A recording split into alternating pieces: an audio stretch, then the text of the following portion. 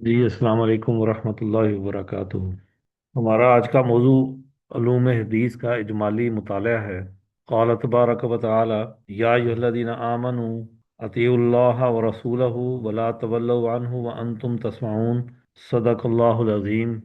हमारे इस मौजू का मकसद इल्म हदीस की शरई हैसियत को जानना है, और इस तौर पर कि इल्म हदीस को बतौर तशरीह कारून कुरान समझना, इल्म हदीस के मुख्तलिफ अदवार से वाकफियत हासिल करना, अहादीस के मुतालिक गलत फहमियों को दूर करना। इसका दायरा कार उलूमुल हदीस है। हदीस के इल्म पर बहुत सी किताबें लिखी गई हैं, तो हम उनसे इस्तिफादा करेंगे। हदीस का लफ्ज़ खुद कुरान हकीम में मौजूद है। जैसे कि एक आयत में हमें मिलता है कि अल्लाह नज़्ज़ला अहसनल हदीस किताबम मुतशाबिहम मसानी। अगर हम हदीस के लुग़वी माना की तरफ जाएं, तो इसका मादा हा, दाल और सा है। इसका माना बात करना, गुफ्तगू है। और इसका इस्तिलाही माना यह है कि हजूर अकरम सल्लल्लाहु अलैहि वसल्लम की बात, अमल और तकरीर को हदीस कहते हैं। गोया हदीस की तीन अकसाम हमारे सामने आती हैं। सबसे पहली किस्म कौली हदीस है। कौल का लफ्ज़ उर्दू में मारूफ है, यानी हजूर अकरम सल्लल्लाहु अलैहि वसल्लम के मुंह मुबारक से कोई बात सादिर हुई हो, आपने कोई हुक्म सादिर किया हो, तो उसको कौली हदीस कहते हैं। जैसे हम ये कहते हैं कि हजूर अकरम सल्लल्लाहु अलैहि वसल्लम ने फरमाया कि इन्नमल आमालु बिन्नियात, तो ये आपका कौल है, आपकी बात है, आपके मुंह से एक बात सादिर हुई है, तो ये कौली हदीस है। और दूसरी हदीस की किस्म फेली हदीस है। फेली हदीस से मुराद कोई अमल जो हजूर अकरम सल्लल्लाहु अलैहि वसल्लम के जिस्म अतहर से हुआ हो। आपके पूरे जिस्म ने कोई अमल किया, तो वो आपका फेल है। जैसे आपने हिजरत की, जैसे आप मैदान जंग में गए, आपने जिहाद किया, ये आपका अमल है। आपने रियासती अमूर चलाए। इसी तरह तीसरी हदीस की किस्म तकरीरी हदीस है। तकरीर अरबी का लफ्ज़ है जिसका माना करार है, यानी कोई ऐसा काम जो हुजूर अकरम सल्लल्लाहु अलैहि वसल्लम के सामने हुआ और आपने उस पर खामोशी इख्तियार की। मतलब जैसे ख़वातीन मैदान जंग में जख्मियों की मरहम पट्टी करती थीं, उन्हें पानी पिलाती थीं, इसी तरह ख़वातीन मैदान जंग में गईं, उन्होंने बकायदा जंग में हिस्सा लिया। तो यानी वो अमाल जो आप सल्लल्लाहु अलैहि वसल्लम की आंखों के सामने सादिर हुए, आपने उनको देखा और आप उस पर खामोश रहे, तो ये भी हदीस है। क्योंकि नबी के सामने कोई काम हो और वो काम इंसान के लिए मुनासिब ना हो, तो ये मुमकिन नहीं है कि नबी उसे रोके बगैर रह सके। नबी की ये फितरत होती है कि वो अपने सामने किसी गलत काम को होते नहीं देख सकता, तो नबी गलत काम से लाजमी रोकेगा। तो इसलिए नबी के सामने होने वाला कोई काम उसका, और वो उस पर खामोश रहें, तो इसका मतलब वो काम जायज़ है। तो तकरीरी हदीस से मुराद हजूर अकरम सल्लल्लाहु अलैहि वसल्लम के सामने होने वाला काम है, कोई अमल है। तो यूं हदीस की तीन इकसाम जो हजूर अकरम सल्लल्लाहु अलैहि वसल्लम के दुनिया से पर्दा कर जाने तक हमारे सामने, यानी आपका कौल, आपका फेल और आपके सामने होने वाला कोई काम यानी कोई अमल, तकरीरी हदीस, ये तीन अकसाम है हदीस की। इसी तरह हमें शुमाइल नबी सल्लल्लाहु अलैहि वसल्लम पर हमें कुछ कुतब मिलती हैं। उन कुतब का ताल्लुक हजूर अकरम सल्लल्लाहु अलैहि वसल्लम की ज़ात मुबारक पर तहरीर की गई अहादीस हैं, صحابہ کی۔ آپ صلی اللہ علیہ وسلم لباس کیسا پہنتے تھے، آپ اباما کیسے باندھتے تھے، آپ صلی اللہ علیہ وسلم کھانا کیسے کھاتے تھے، کیا پسند کرتے تھے، کیا ناپسند کرتے تھے۔ تو جن چیزوں کا تعلق حضور اکرم صلی اللہ علیہ وسلم کی طبیعت سے ہے، آپ کی ذاتی زندگی سے ہے، تو اس پر بھی کچھ صحابہ کو شغف تھا، جن کو عشق رسول تھا۔ تو عشق رسول تو سارے صحابہ کو تھا، لیکن کچھ صحابہ نے اس کا خاص اہتمام کیا کہ اس طرح کی احادیث کو لکھا۔ تو اسی طرح حدیث کو اب ہم اپنے اس علمی مرتبے میں کہاں رکھیں گے؟ دیکھیے، ہم قرآن حکیم کا مطالعہ کرتے ہیں اور پھر اسے سمجھنے کی کوشش کرتے ہیں۔ تو اسی طرح حضور اکرم صلی اللہ علیہ وسلم نے قرآن پاک کی آیات کی وضاحت کی اور صحابہ کو قرآن واضح کر کے بتلایا۔ تو یوں حدیث قرآن کی تشریح کے طور پر ہمارے سامنے آتی ہے۔ اگر ہم یوں کہیں کہ یہ قرآن حکیم کی سب سے پہلی تفسیر ہے، تو یہ بالکل درست ہوگا۔ حضور اکرم صلی اللہ علیہ وسلم نے قرآن پر غور کیا، اس کے مسائل کو سمجھا، اس کے احکامات کو سمجھا، اور پھر ہمیں بتایا کہ ان کے اوپر کیسے عمل کرنا ہے۔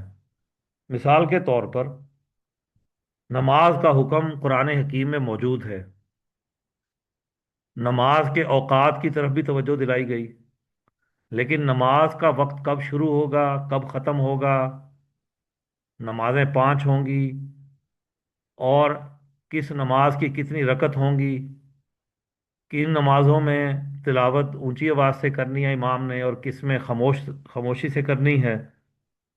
تو ان تمام چیزوں کی تفصیلات ہمیں حضور اکرم صلی اللہ علیہ وسلم نے قرآن حکیم پر غور و فکر کے ذریعے کر کے بتلائی ہمیں۔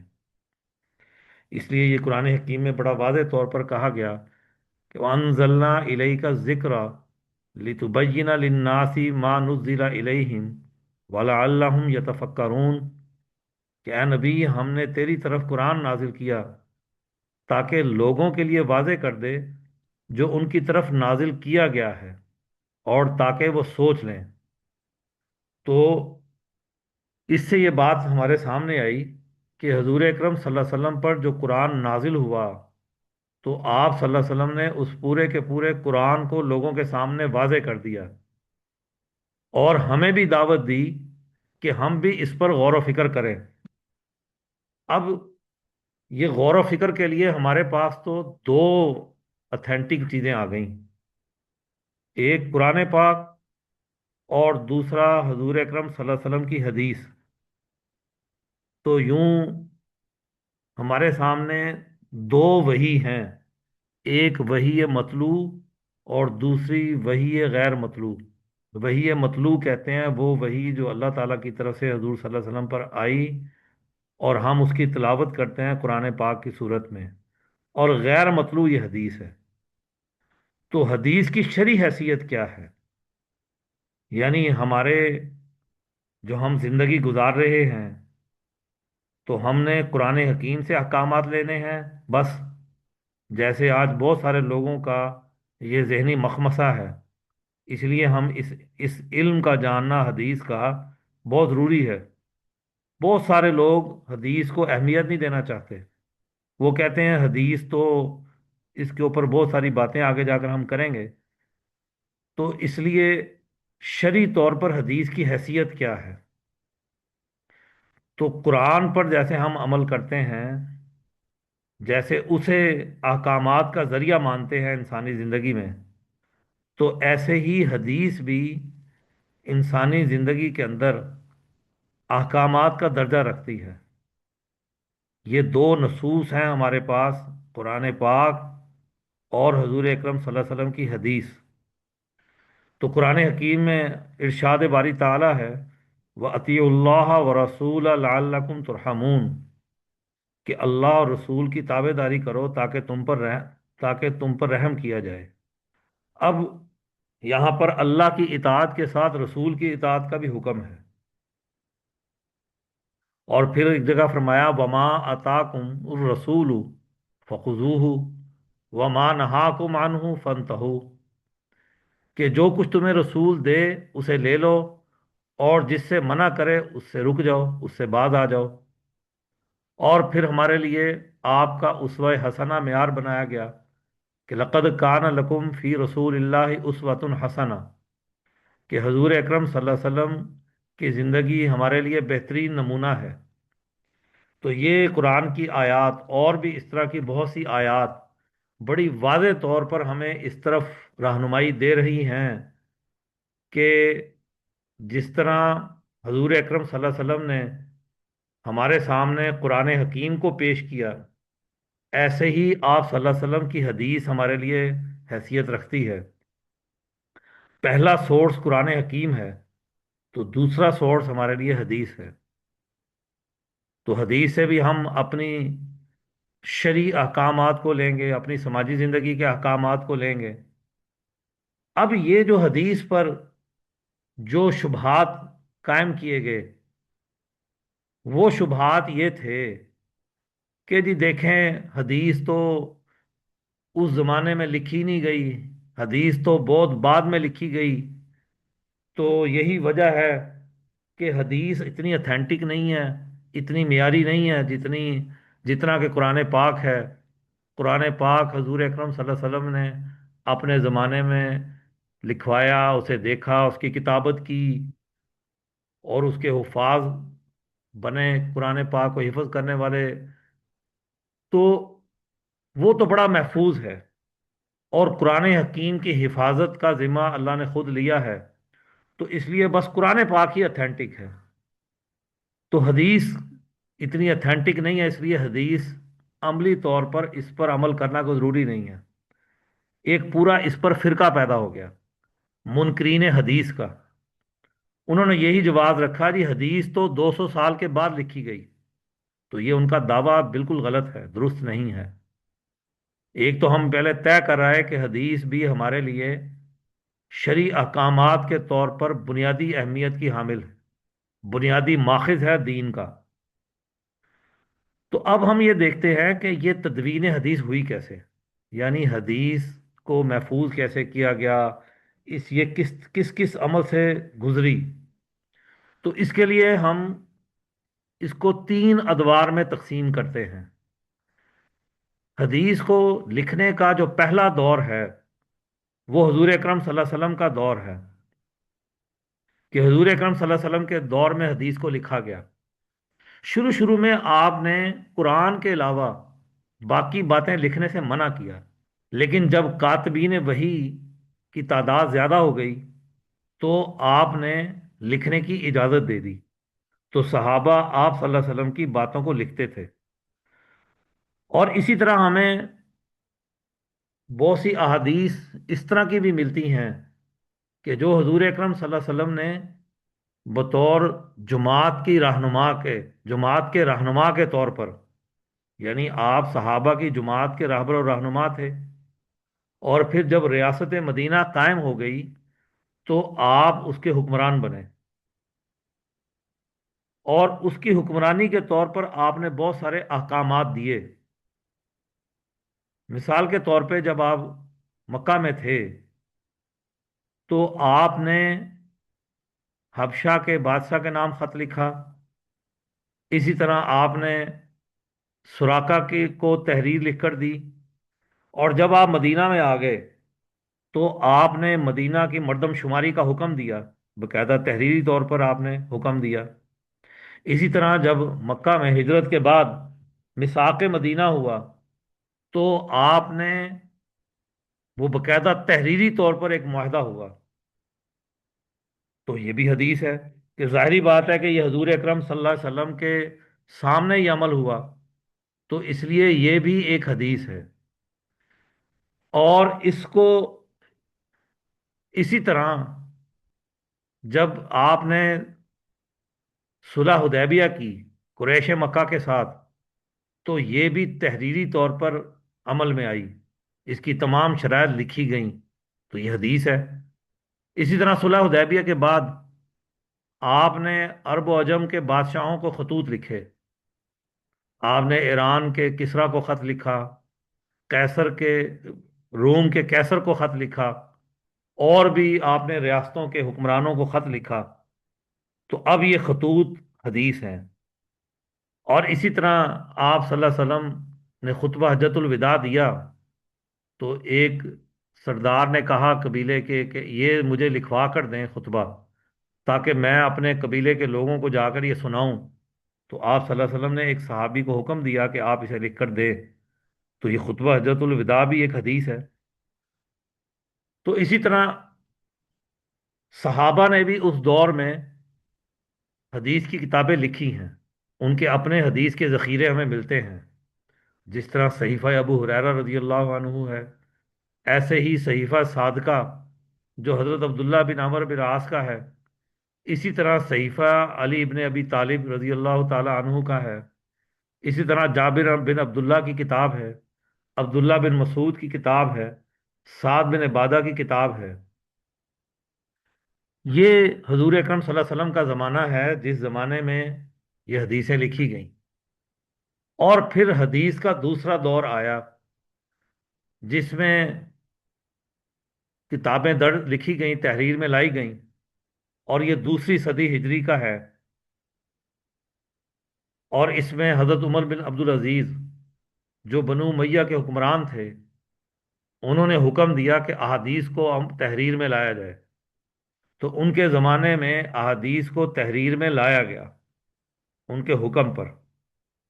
تو اس دور میں بھی ہمارے سامنے کچھ کتابیں آتی ہیں، حضرت امام ابو حنیفہ کی الآثار، حضرت امام مالک کی موطا، حضرت امام سفیان ثوری کی جامع، اور اسی طرح امام شعبی نے کوفہ میں، امام ظاہری نے مدینہ میں، امام مکحول نے شام میں، ان تمام حضرات نے حدیث پر کام کیا۔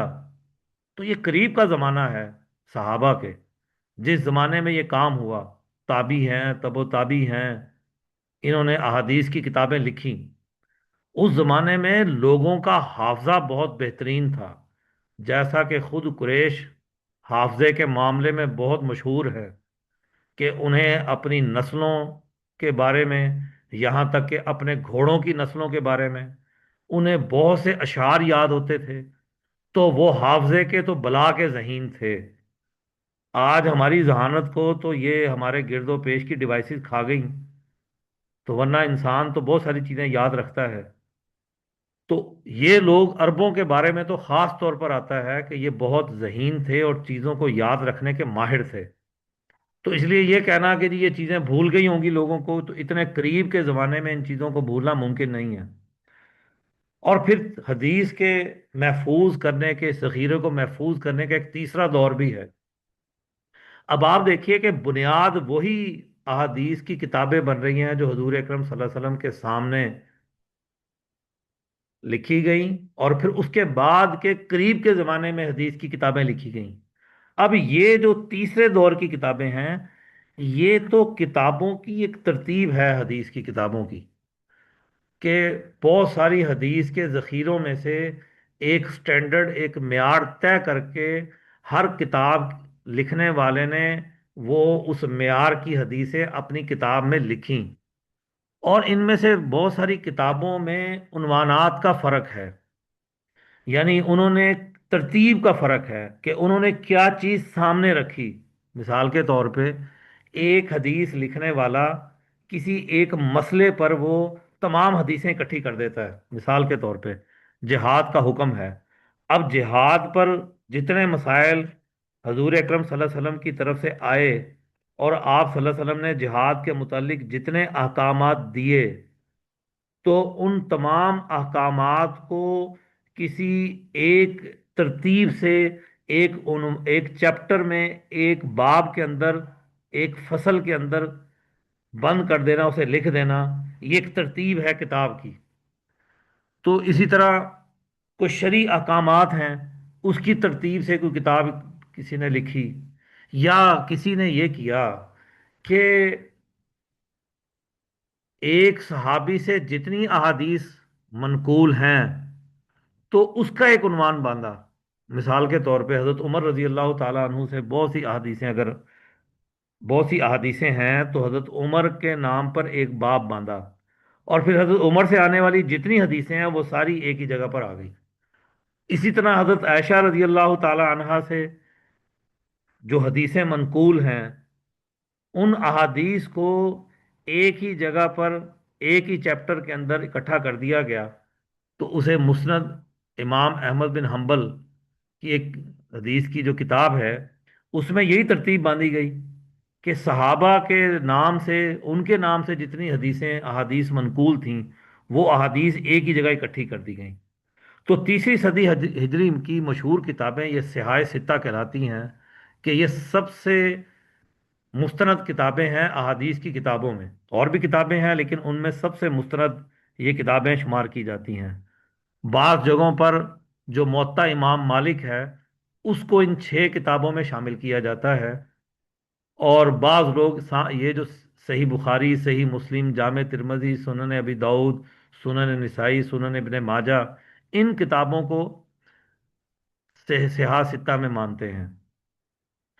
اب اس حدیث کو ذخیرہ کرنے میں ایک باقاعدہ علم دریافت ہوا کہ حدیث کو لینے کا طریقہ کار کیا ہونا چاہیے، تو اس پر ایک باقاعدہ اصطلاحات بنی، فن اسماء الرجال ایک علم بنا، جو لاکھوں لوگوں کا انسائکلوپیڈیا ہے۔ یعنی ہم جس بندے سے حدیث لے رہے ہیں وہ بندہ کون ہے؟ مثلا امام بخاری نے ایک فرد سے حدیث سنی، اور اس فرد نے کسی اور فرد سے سنی، پھر اس نے کسی اور سے سنی، تو یوں کرتے کرتے جب یہ حدیث صحابی اور تک پہنچی، تو ان سب کا ڈیٹا لیا گیا کہ یہ لوگ کیا کرتے تھے، کہاں کے رہنے والے تھے، ان کا کے بارے میں ان کے گرد و پیش کے لوگوں کی کیا رائے تھی، اگر تجارت کرتے تھے تو تجارت میں کتنے دیانتدار تھے، اگر کوئی بات یاد کر لیتے تھے تو ان کو کتنی بات یاد رہتی تھی، حافظے کے کمزور تو نہیں تھے۔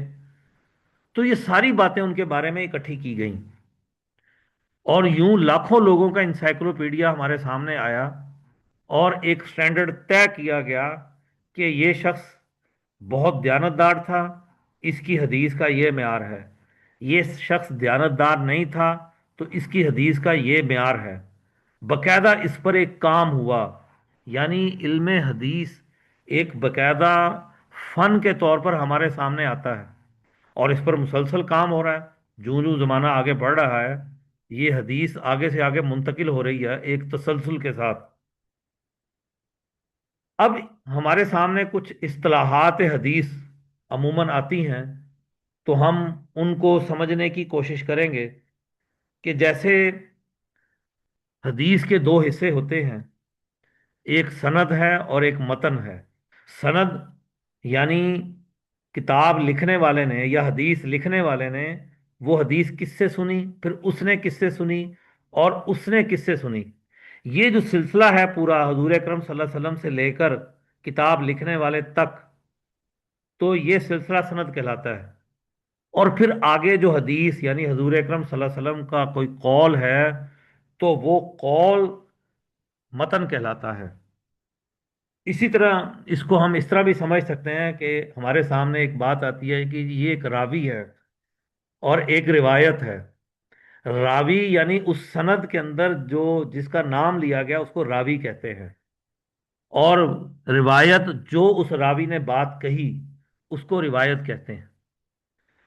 اب اس اعتبار سے ہمارے پاس حدیث کی 2 قسمیں اور بڑی قسمیں ہمارے سامنے آتی ہیں۔ ایک کو کہتے ہیں حدیث متواتر، یعنی اس حدیث کو بیان کرنے والے ہر طبقے کے اندر بہت سے افراد موجود ہیں، اور یہ حدیث اتنی معروف ہے کہ اس پر جھوٹ کا امکان ہو ہی نہیں سکتا، ممکن ہی نہیں ہے کہ جھوٹ کا امکان ہو اس پر۔ تو ایسی حدیث کو متواتر کہتے ہیں۔ یعنی اس حدیث کو بیان کرنے والے صحابہ، صحابہ کے بعد تابی، تابی کے بعد تبو تابی، یا اس کے بعد کوئی بیان کرنے والا، اور پھر یہ سلسلہ جب امام بخاری یا امام مسلم تک پہنچتا ہے، تو وہ اس سلسلے میں ہر جگہ بہت سے لوگ اس حدیث کو بیان کرنے والے موجود ہیں، تو کئی ذریعے سے وہ حدیث ملتی ہے، تو اس لیے یہ حدیث متواتر کہلاتی ہے اور صحیح حدیث۔ اس کے بعد ایک حدیث ملتی ہے خبر احاد اسے کہتے ہیں ہم۔ احاد، احد کی جمع ہے یعنی ایک۔ تو یہ ایک ایسی حدیث ہے کہ جس کو بیان کرنے والوں کے طبقوں میں سے کسی ایک طبقے میں ایک آدمی ہے، یا دو ہیں، یا پھر کوئی اور مسئلہ ہے کہ، تو ایسی حدیث کی پھر آگے بہت سی اقسام ہیں۔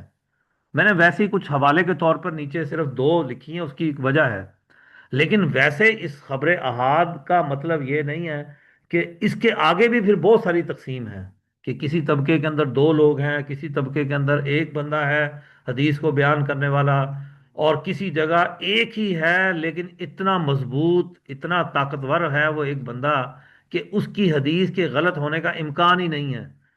تو پھر اس لیے اس کی آگے بہت ساری حدیث کی قسمیں ہمارے سامنے آتی ہیں۔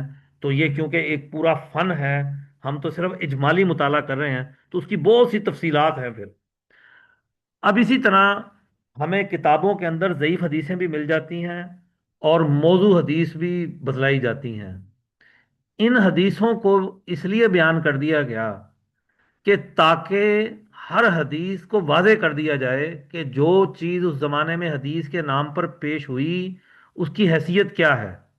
اب مثال کے طور پہ ایک حدیث جو اپنے علم کے اعتبار سے ضعیف قرار دی گئی، یعنی کمزور ہے، اس کا راوی کمزور ہے، یا اس کی سند پوری نہیں ہے، درمیان سے ٹوٹی ہوئی ہے، اوپر سے صحابی کا نام نہیں ہے، کوئی ایسا سلسلہ ہے کہ وہ اپنی صحت کے اعتبار سے ضعیف ہے، کمزور ہے، اس میں ایسا کوئی نقص ہے جس کی وجہ سے اس کی نسبت تو حضور صلی اللہ علیہ وسلم کی طرف کی گئی، لیکن وہ کمزور ہے اس کا سلسلہ سند، تو ایسی حدیث کو اس لیے بیان کر دیا گیا کہ ہمارے زمانے میں کوئی شخص کہتا جی وہ فلاں بندے کی کتاب میں یہ حدیث ملتی ہے، تو ہمارے لیے ان اماموں نے بڑا واضح کر کے ہمارے لیے لکھ دیا کہ حدیث ضعیف ہے، اور یہ حدیث گھڑی ہوئی موضوع حدیث ہے۔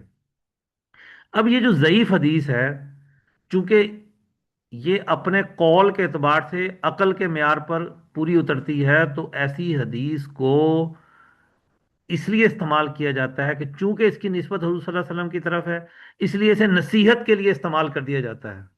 اس لیے یہ جو عموماً فضائل کی کتابیں یا اس طرح کی کتابیں، ترغیب اور ترہیب کی جو کتابیں لکھی جاتی ہیں، تو ان کے اندر ان حدیثوں کے ذریعے نصیحت کو لیا جاتا ہے، کیونکہ یہ حدیثیں کوئی نہ کوئی بھل ایسی بات عقل کی کہہ رہی ہوتی ہیں جس سے انسانوں کو فائدہ ہوتا ہے، لیکن ان حدیثوں سے کوئی حکم، بڑا حکم، شرعی حکم نہیں لیا جا سکتا، یہ بات بالکل واضح ہے۔ اور موضوع حدیث، موضوع حدیث تو ہوتی ہی گھڑی ہوئی ہے، وہ اس کو تو حضور اکرم صلی اللہ علیہ وسلم سے اس کا کوئی تعلق نہیں ہے، کسی نے بعد میں جھوٹ بولا کسی بادشاہ کو خوش کرنے کے لیے، یا اپنی بات میں وزن ڈالنے کے لیے، یا اپنی بات کو منوانے کے لیے، تو اب ایک علم میں جب اتنا نکھار آ گیا کہ یہ حدیث موضوع ہے، جھوٹی ہے، گھڑی ہوئی ہے، یہ حدیث ضعیف ہے، کمزور ہے، اس سے کوئی بڑا حکم نہیں لیا جا سکتا، اور اسی طرح یہ حدیث یہاں پر اس طبقے میں اتنے لوگ تھے، یہ حدیث تھوڑی سی کمزور ہے، اور یا پھر یہ کہ یہ حدیث جو ہے یہ بڑی متواتر حدیث ہے، اور پھر ہمارے پاس راویوں کا ایک پورا سلسلہ ہے، ان کا ریکارڈ ہے پورا، تو اور روایات کو پرکھا گیا ہے، تو اتنا اہم علم اس کو نظر انداز نہیں کیا جا سکتا۔ یہ ایک ایسا علم ہے کہ جس کے بغیر ہماری شریعت مکمل نہیں ہوتی، حدیث کے بغیر ہماری شریعت مکمل نہیں ہو سکتی، بہت ساری چیزوں سے ہم محروم ہو جائیں گے۔ بعض لوگ کہتے ہیں جی دیکھیں جی باتیں تو سینہ بسینہ چلی آ رہی ہیں، اس لیے حدیث کی کتاب کی طرف کون جاتا ہے، تو اس لیے یہ تو ایک رسم بن جاتی ہے، تو رسوم سے چیزیں چلتی ہیں۔ بھئی بات یہ ہے کہ کل کو اگر لوگ رسوم کے حوالے سے کسی شک اور تذبذب کا شکار ہو گئے، یا افراد کے اندر کسی علم کے اوپر جھگڑا پیدا ہو گیا، تو فیصلہ کون کرے گا؟ تو یہاں پر فیصلہ کرنے کے لیے وہ ڈاکومنٹ چاہیے ہوتا ہے، جس ڈاکومنٹ سے وہ فیصلہ صادر کیا گیا ہوتا ہے۔ تو اس لیے حدیث کی کتاب، وہ حدیث کا ڈاکومنٹ، اس کی باقاعدہ حفاظت کی گئی ہر زمانے میں۔ تو اس لیے ہمیں حضور اکرم صلی اللہ علیہ وسلم کی احادیث کا مطالعہ کرنا چاہیے اور اس پر عمل کرنا چاہیے۔ قرآن پاک کا مطالعہ کریں، قرآن پاک کی تلاوت کریں، اور اسی طرح حدیث کو بھی اپنے مطالعے میں لے کر آئیں، تاکہ ہم اطیع اللہ اور اطیع رسول کے اس عمل کو مکمل کر سکیں۔ تو یہی گزارشات تھیں۔